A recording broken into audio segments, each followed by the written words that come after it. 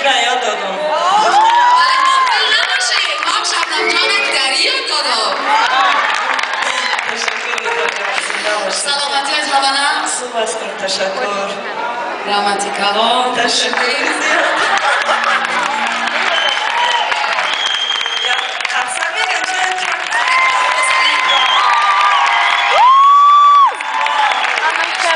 زیبایی خودت واقعا زیبایی گفتم نه تنها صورت سیرت شبنم جان می درخشه دوستای عزیز می درخشه.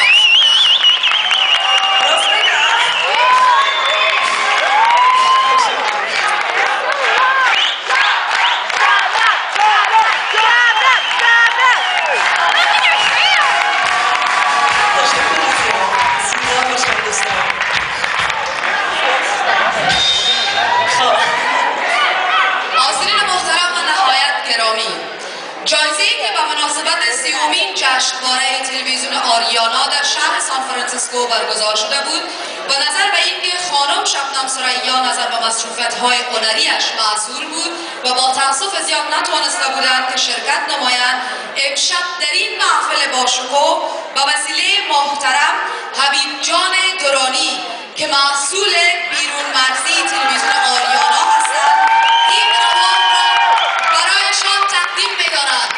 محترم حبیب درانی.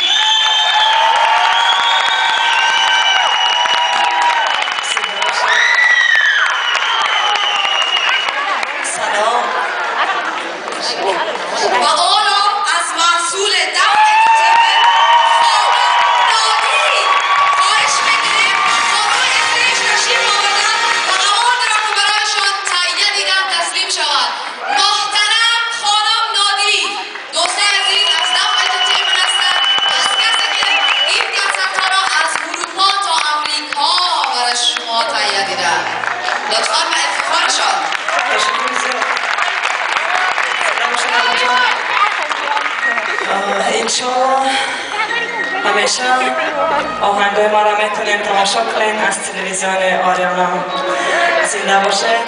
تشکر زیاد.